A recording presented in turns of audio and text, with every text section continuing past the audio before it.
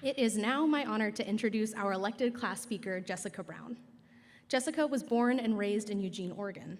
She is what is known as a K through JD, which means that she took no breaks during her educational journey from kindergarten to Juris Doctor.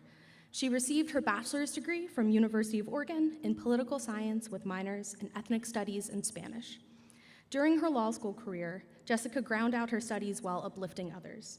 She served as a member of the Diversity Action Plan Committee and is president of the Black Law Students Association, committing to ensure a strong foundation and community for all students who will succeed after her.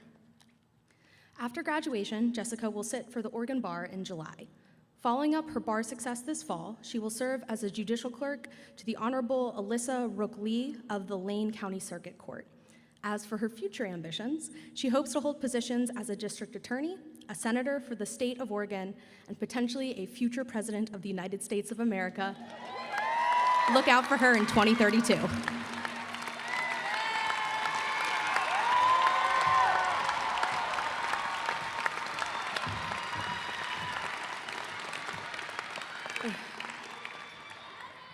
Ooh, okay. I typically cry, but we're not going to do that today. Thank you, and good afternoon, everyone. My name is Jessica Brown. I am the JD speaker for this year. Over the past 3 years, our journey while attending law school at this institution of higher education has been nothing less than treacherous at times, but not all of it was bad.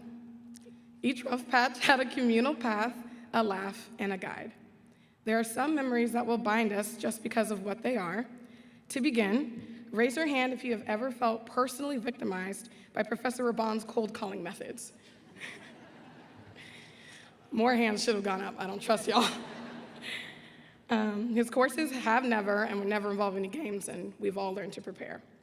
Another UO ritual that will be memorialized by our time here, a little game I like to call the chalk mark dash. You know, the bright yellow line that mocks your tire as you have exactly 10 minutes to get from your parking spot back into your seat for class. At times, this was extremely cutthroat, but it has made us who we are, future lawyers with road rage. Other law school experiences that bind type A individuals, reminding each other what events have free food, tired being the default response to the daily "how are you?" saying you don't care and trying to be calm about the C that you think you might get when you know that you're driving yourself crazy, being upset at library noise from the undergraduates. Yes, we have all become the old men telling kids to get off our lawn.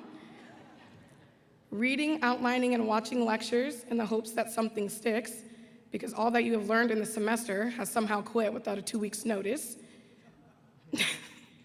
A collective annoyance about the volume of emails each day, and trying to find work after graduation, and above all, in the words of Professor Gassama, just trying to survive. All of these memories and many more are things that I will take with me as I depart from this chapter of life's voyage. However, these memories do not stand alone. In 1962, Malcolm X was quoted as saying, "The most disrespected person in America is the Black woman. The most unprotected person in America is the Black woman. The most neglected person in America is the Black woman." Unfortunately, the older I become, the more apparent these issues are. My isolated incidents during my time here have included being racially profiled and having to present my student ID in the library, having an adjunct use racial epithet without warning during class, and having my cultural garb mocked. And despite all of these things, I am standing here.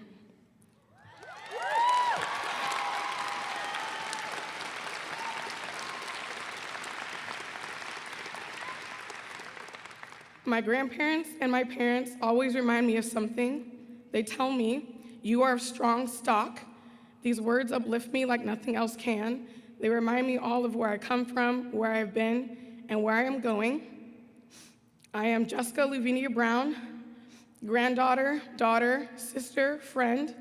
My ancestry is of slave rebellions, activists, inventors, pastors, educators, entertainers. I am of determined, hardworking, loving, and supporting individuals whose actions made it possible for me to stand before you, speaking, and to be receiving a degree for which was never meant for me. We are all of strong stock. We are all of strong stock.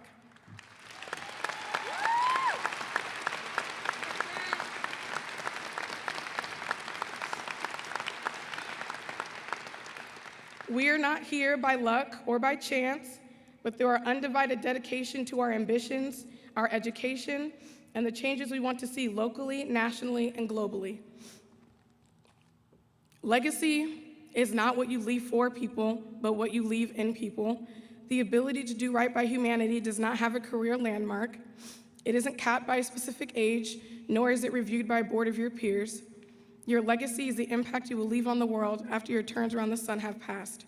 Your advocacy, strength, and the ways in which we all use our privilege that has taken form in this law degree are the blocks filled with integrity, ethics, and truth that will lay the foundation of those who journey behind us. We are graduating with a buildable skill set, one that commands a room, one that has already pulled out our seat at the table, one that is synonymous with respect and with hope.